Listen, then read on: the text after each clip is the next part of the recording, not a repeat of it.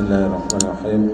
Assalamualaikum warahmatullahi wabarakatuh.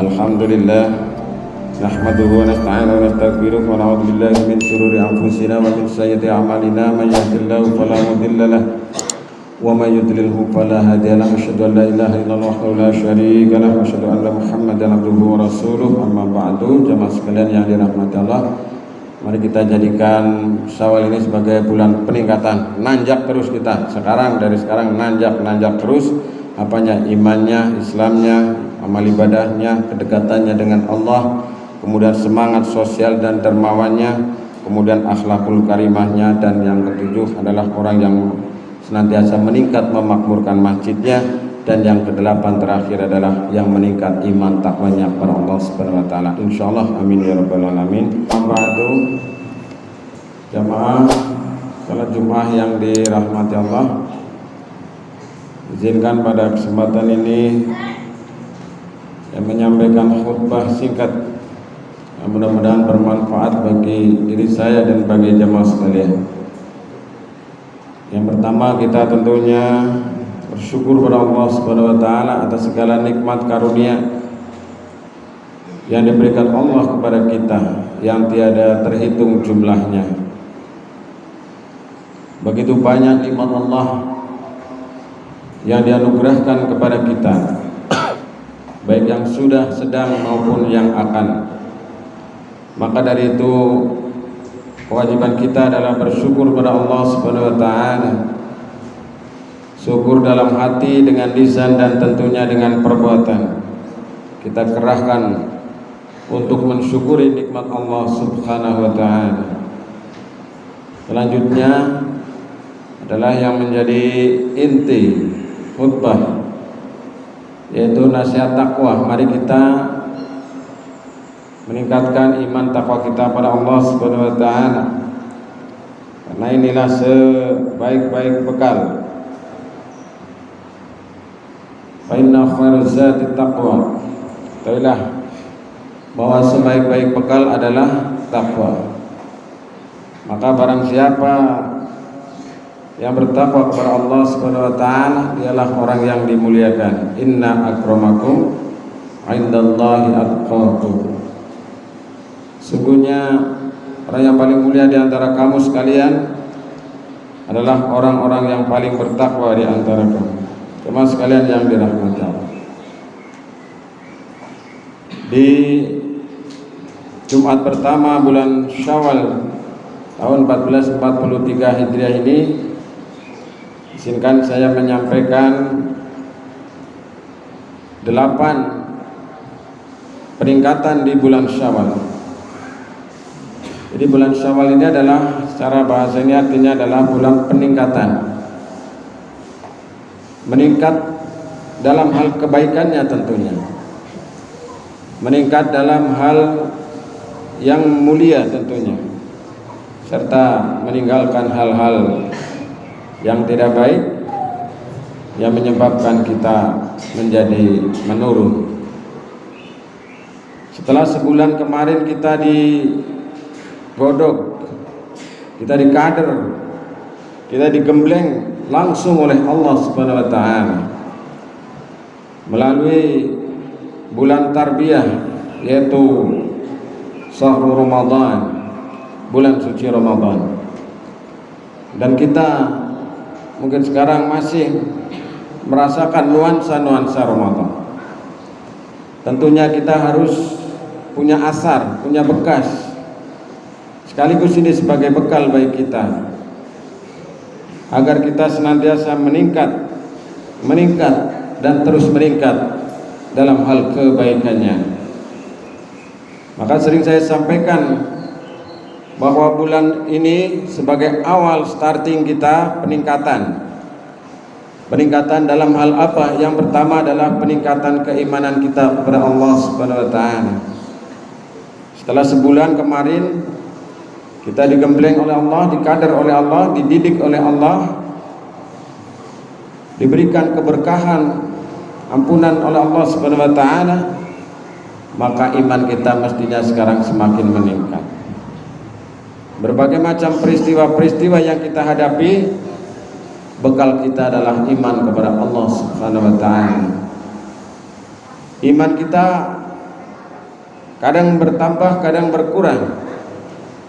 Maka sebaiknya kita setel untuk senantiasa bertambah dan terus bertambah. Jangan kita setel kendor kemudian menjadi berkurang iman kita kepada Allah Subhanahu wa taala.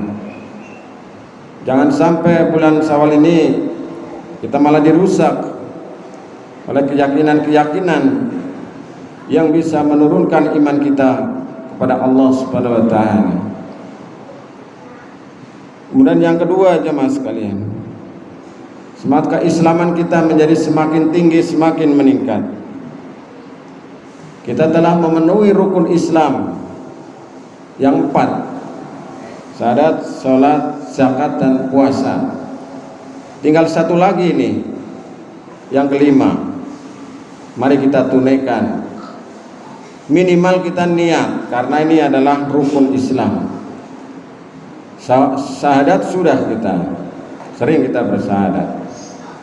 Sholat kita tiap hari 5 waktu, sholat maktubah.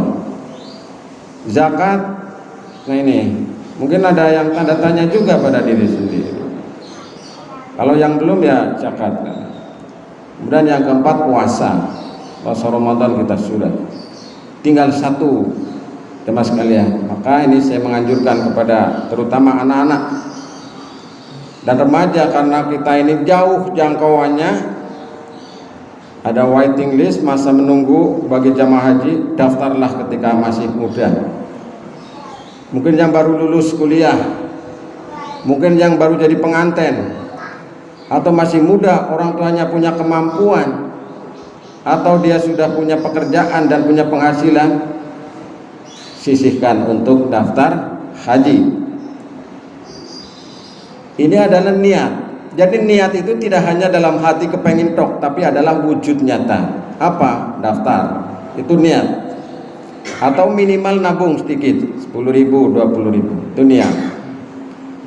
Jadi kita memulai mengawali memenuhi rukun Islam sedari kecil, karena kita ini adalah termasuk pilar utama ajaran Islam di samping ibadah-ibadah yang lain. Jemaah sekalian yang dirahmati Allah.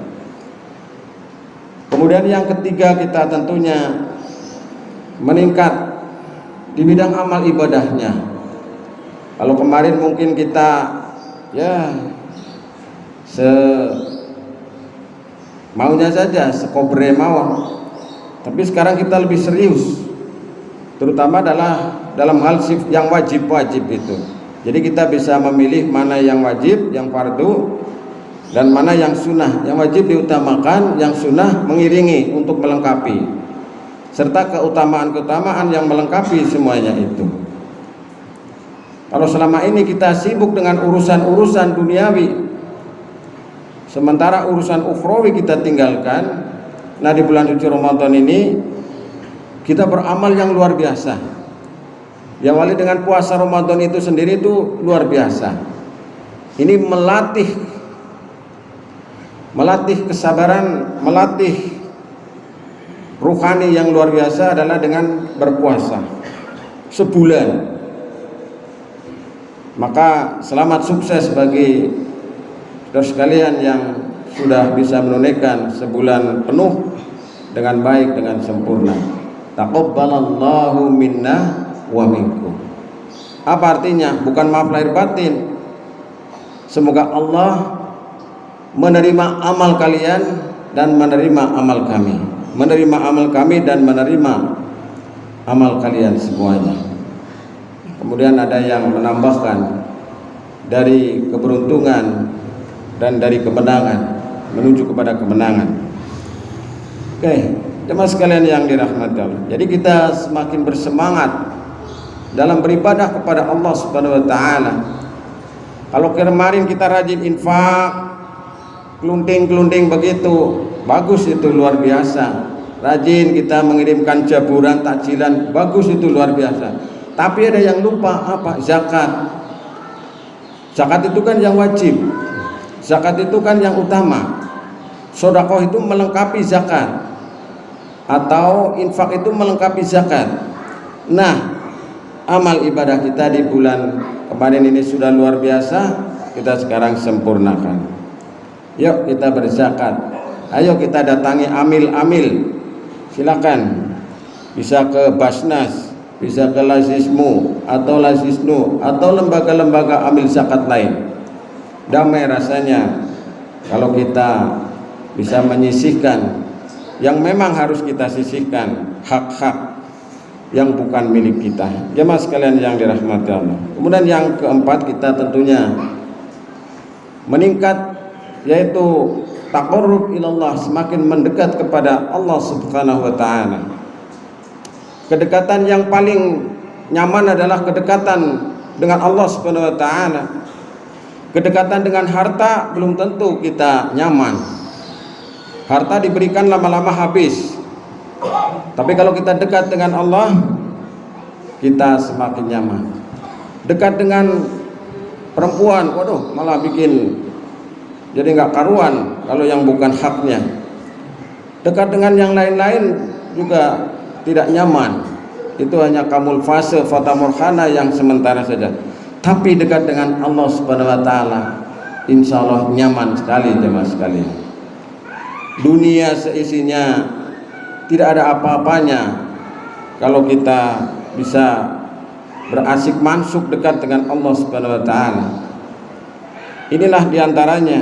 Maka Allah Subhanahu wa taala menyampaikan apabila ada orang-orang mempertanyakan Allah itu di mana, Allah itu bagaimana, maka dijawab oleh Allah dalam surat Al-Baqarah sebagai kelanjutan daripada puasa Ramadan itu, wa idza sa'alaka ibadi anni fa inni qarib.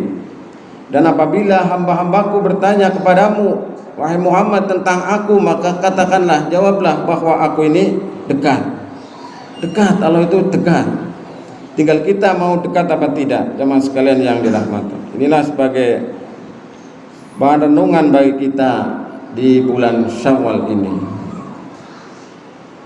Kemudian yang kelima, kita tentunya menjadi semakin dermawan. Kepedulian sosial kita semakin tinggi.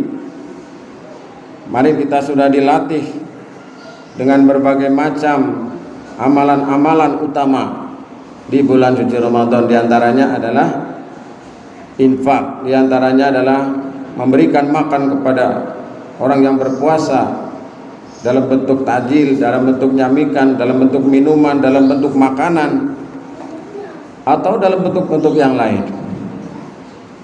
Maka ini luar biasa.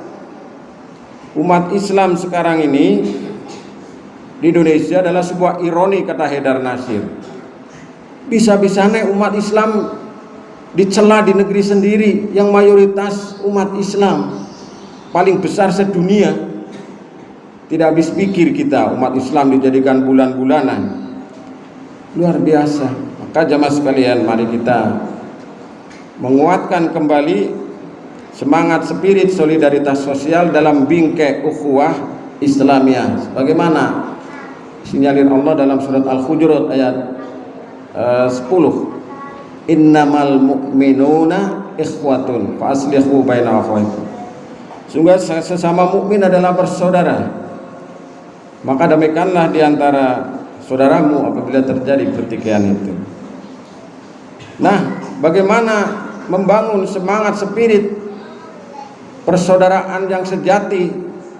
Ya, di antaranya dengan aksi-aksi sosial itu. Membangun jembatan antara si kaya dengan si miskin.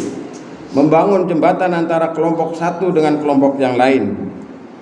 Maka ini mari kita terus tingkatkan, jemaah sekalian yang dirahmati Allah.